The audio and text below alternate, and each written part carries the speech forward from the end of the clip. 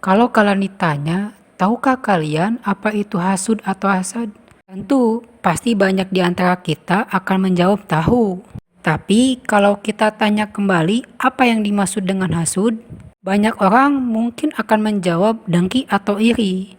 Yang paling parah mungkin akan menjawab tidak tahu. Terkadang kita tahu sesuatu karena sering mendengarnya, bukan paham yang dimaksudnya apa. Padahal penamaan istilah sesuatu itu untuk menggambarkan situasi, kondisi, keadaan, batasan tertentu, sehingga tidak bercampur dengan yang lainnya. Dalam bahasa Indonesia, hasud itu suka diartikan dengki atau iri. Namun menurut istilah dalam agama Islam, hasud adalah seseorang menginginkan Allah memindahkan nikmat orang lain atau kelebihan orang lain kepada dirinya.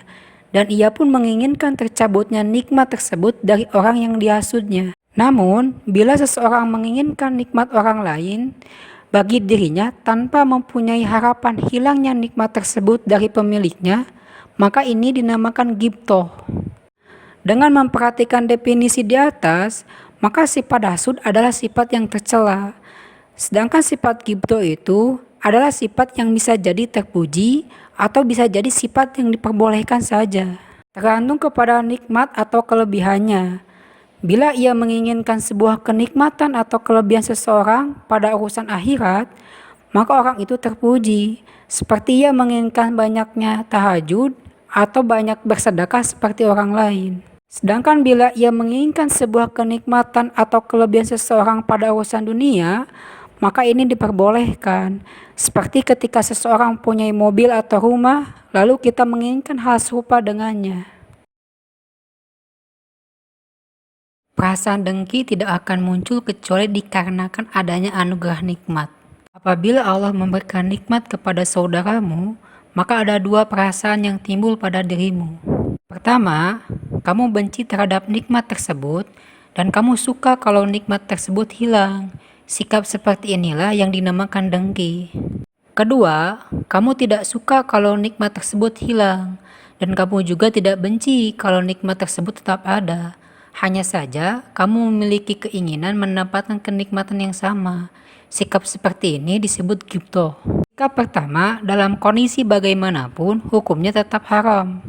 Kecuali nikmat yang didapatkan oleh orang-orang kafir dan pelaku maksiat yang menggunakan nikmat tersebut untuk membuat kerusakan, fitnah, merusak persahabatan, dan perdamaian, serta mengganggu hamba-hamba Allah. Kebencian semacam ini dan keinginan agar nikmat orang seperti ini pupus tidaklah mengapa. Sebab titik kebencian bukan terletak pada nikmat yang telah diberikan kepada mereka, tetapi kebencian itu timbul karena nikmat tersebut digunakan untuk merusak.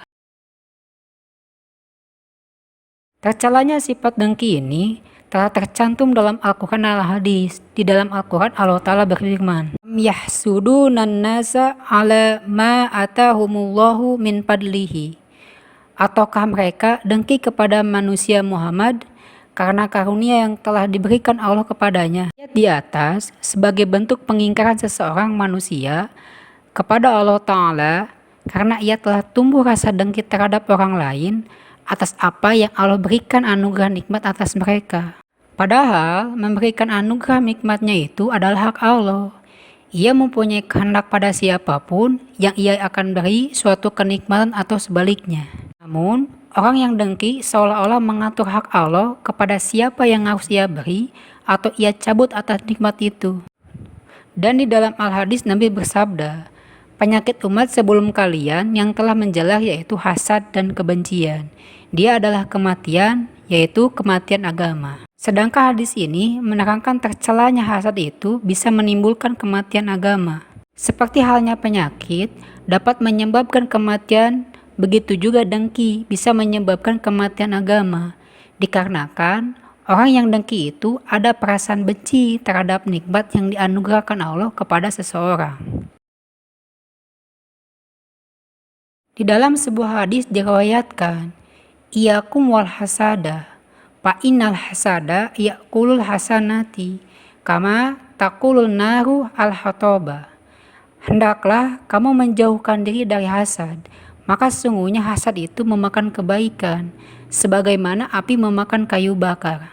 Hadis ini sebagai peringatan bahayanya sifat hasud, dan kita mesti menjauhi dari sifat ini, sebab adanya sifat hasud akan menghilangkan dan membatalkan kebaikan, sebagaimana api mengakibatkan kayu menjadi abu.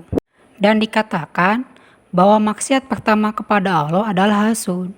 Ketika Allah memerintahkan iblis untuk sujud kepada Adam, ia hasud kepadanya dan ia enggan untuk sujud kepadanya. Lalu Allah mengusir ia dari surga. Padahal iblis sebelum Adam diciptakan, ia adalah makhluk yang taat kepada Allah Ta'ala. Namun karena sifat hasudnya, itu mengakibatkan ia terusir dari surga. Hasud itu bersumber dari tabiat manusia, yakni seseorang benci salah satu dari golongannya lebih tinggi kedudukannya. Karena hasud itu bersumber dari tabiat manusia, maka tabiat manusia itu terbagi kepada beberapa tingkatan hasud. Pertama, seseorang berusaha menghilangkan nikmat orang yang dihasud dengan berbuat jahat kepadanya, baik dengan ucapan atau perbuatan. Kedua, seseorang berusaha memindahkan nikmat tersebut kepada dirinya. Ketiga, seseorang berusaha menghilangkan nikmat orang yang dihasud tanpa ingin memindahkan nikmat tersebut berpindah kepada dirinya. Tiga sifat itu hasud yang tercela dan sifat itu sifat yang dilarang.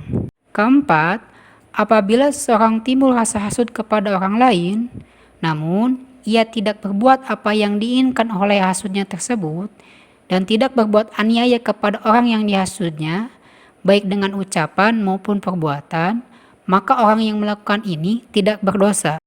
Kelima, apabila timbul pada seseorang rasa hasud, lalu ia berusaha menghilangkan rasa hasudnya, berusaha berbuat baik kepada yang dihasud, diawali dengan berbuat baik kepadanya, mendoakan dan menceritakan keutamaan-keutamanya untuk menyingkirkan hasad pada dirinya, hingga berubah menjadi rasa cinta kepadanya.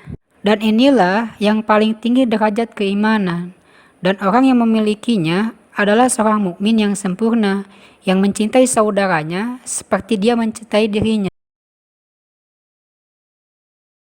Al-Ghazali berkata, Al-hasadu minal amrodil azimati lil qulub wala dawa li amrodil qulubi ila bi ilmi wal amal. Hasad itu termasuk penyakit yang besar bagi hati, dan tidak ada obat penyakit hati kecuali dengan ilmu dan amal.